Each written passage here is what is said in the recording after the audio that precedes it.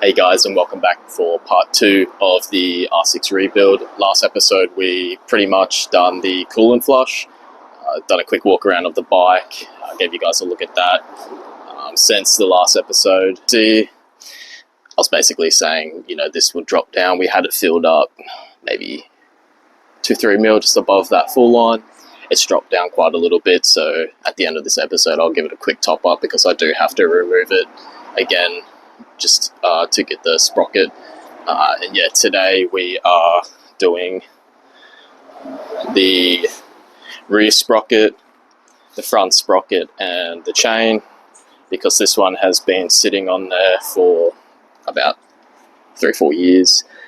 I did oil it up. It was extremely dry and rusty. You can see it's just, yeah, not too great.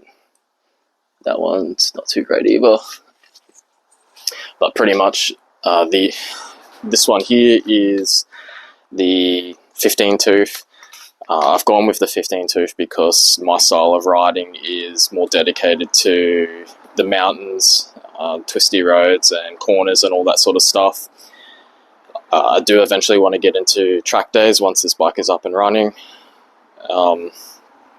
The 15 tooth is better for your low end, so pretty much like if you're riding around corners and whatnot, you're going to obviously be slowing down, so to pick that speed back up when you're getting out of the corner, the 15 tooth is the way to go. If you're someone who rides highways and cruises all the time, then you're going to want one with more teeth, so like the 17 tooth or something like that for your more top end. The 15 tooth, you'll lose a little bit on your top end, but I don't think it's extremely significant. You're not really going to notice too much, but if you're riding mountains, you're never going to notice it anyway. This one here is a 48 tooth. I believe that's just the generic one. I don't know too much about the rear sprockets and their teeth, or whether or not you can get smaller or bigger, or what it would do, what the benefits are. If anyone else knows, then yeah, feel free to let me know in the comments. I'm definitely interested in that. For the chain, it's not a gold one, it's all just silver. Yeah, chain's in there. I'll get it all out once we're up and running. The tools today that I'll be using are, I'll try to use this gun. This gun does up to 170 Newton meters, so that should be more than enough. And then it's just to remove the rear wheel and the sprocket. They're both a 32. I don't have a 32 impact, so I'm going to be using this. It's not recommended to use this on a gun, but it's a bigger one and it's still quite solid, so that should be okay.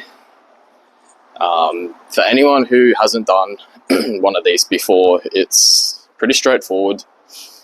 Basically, I'll get that out of the way so I can get access to the bolt in there, or the nut I should say.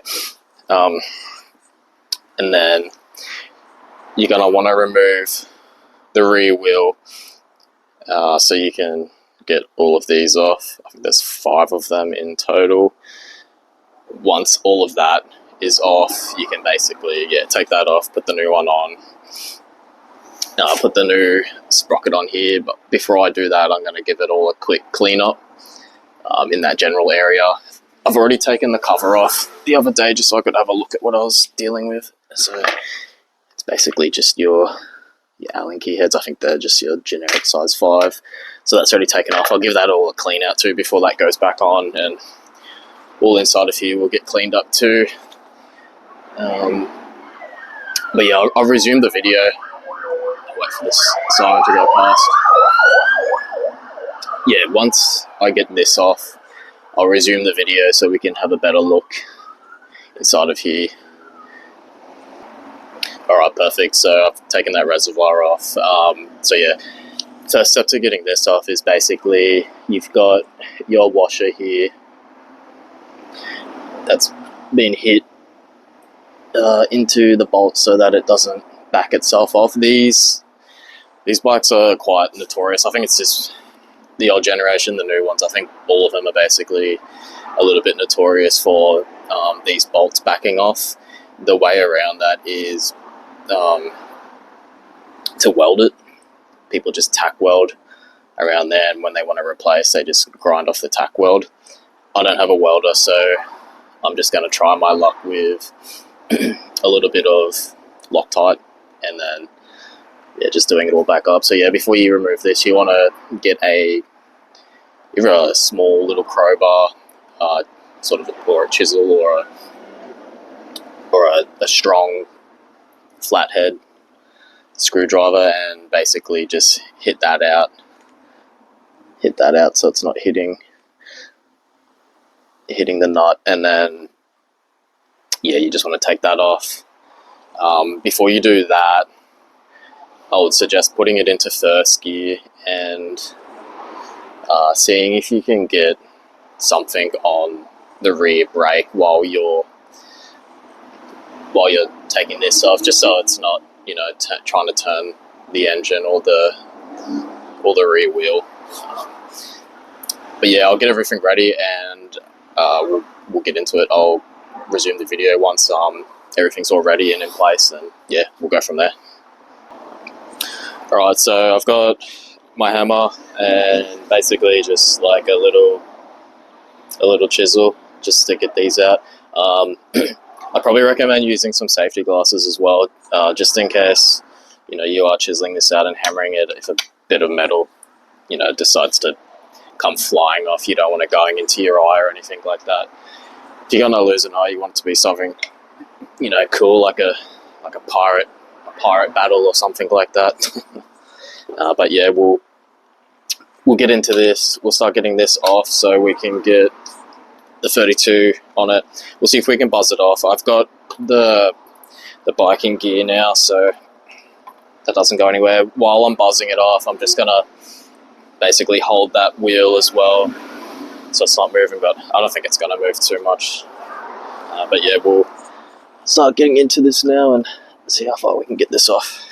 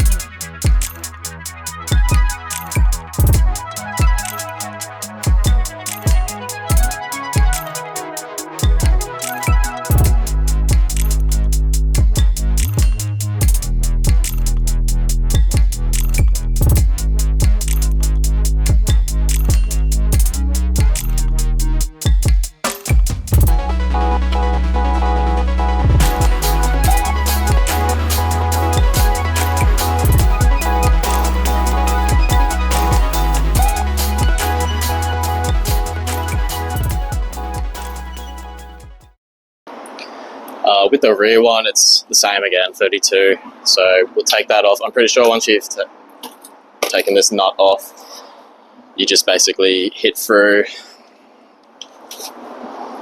this part here. Just be careful you don't mushroom any of that. I'm pretty sure you hit this through. I've never taken off a motorcycle wheel before, so I've always just sent them in. But once you hit it through, this part will just come out here. It's got nothing on it. It's just held with this part here. It's got flat edges. Don't touch any of the adjusters. I'm not too sure how the chains work. So basically, I would assume once you put on a new chain, you may have to get these adjusted, because obviously the new chain will probably have less slack in it.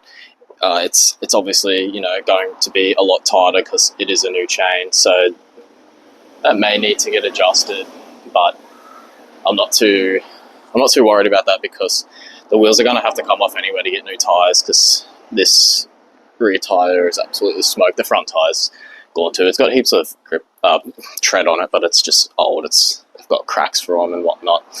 But yeah, we'll get this off, get the chain off, and then we'll start hacking away at this, and we'll get it all done.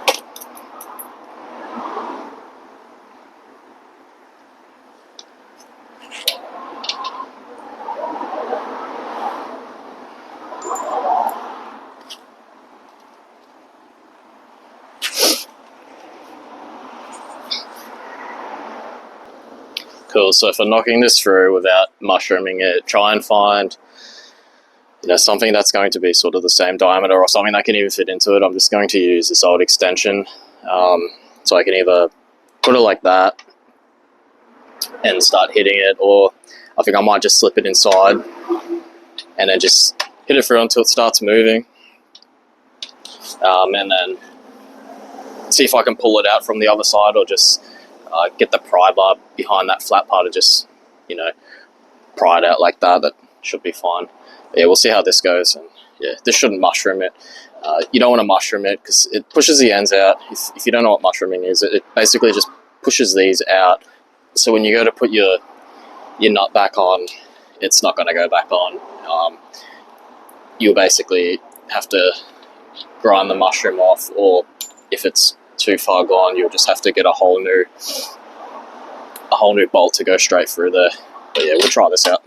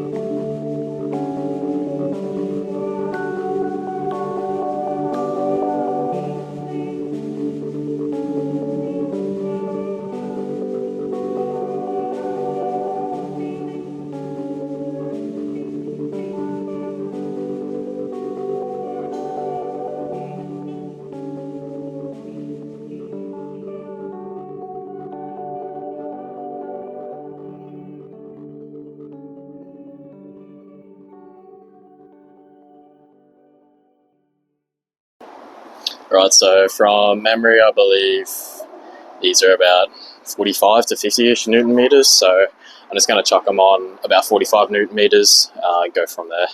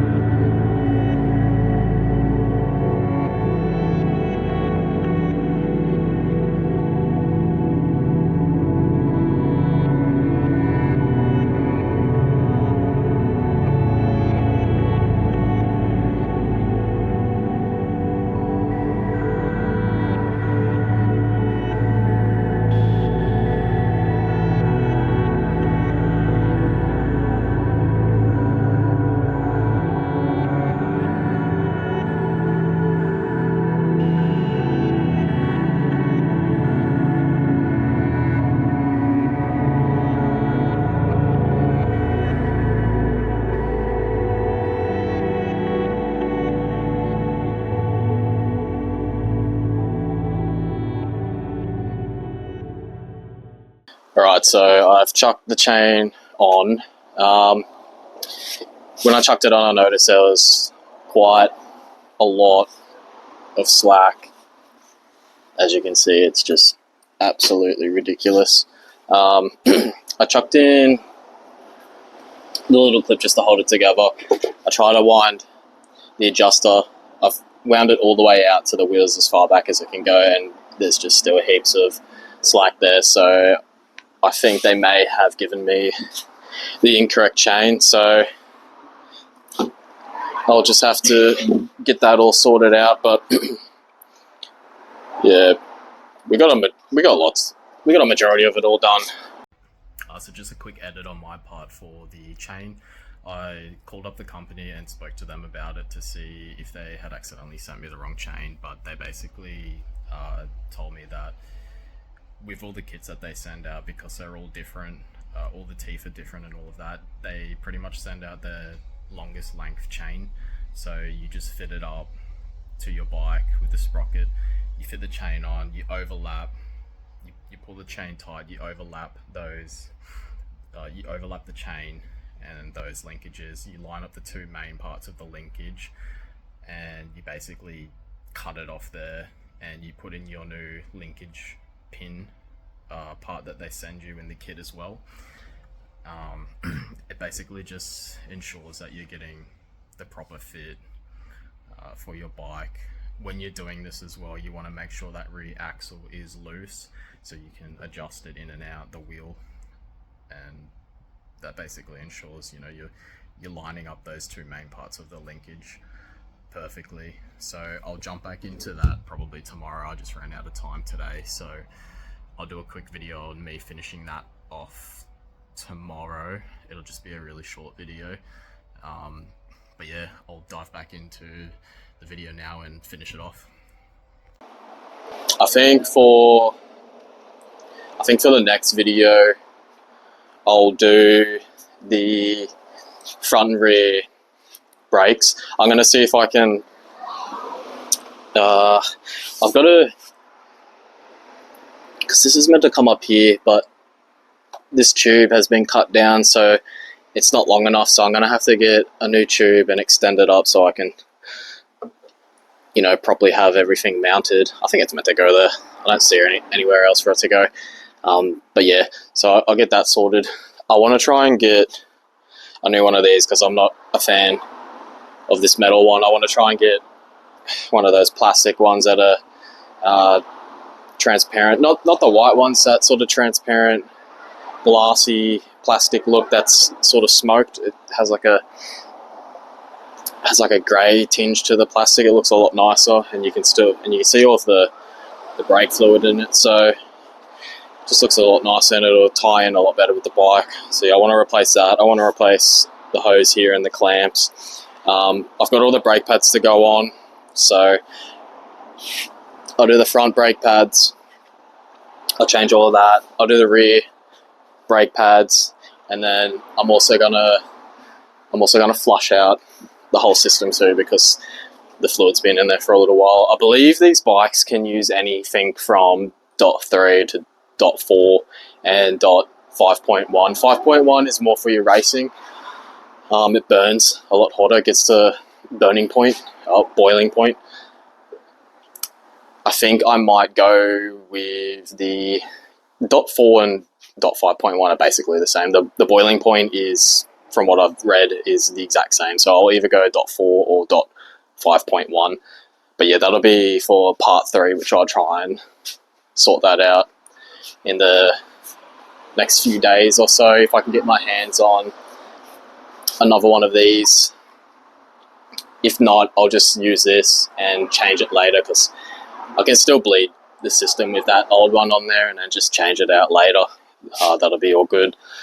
But yeah, thanks for tuning in again, and hope to see you all next time on part 3.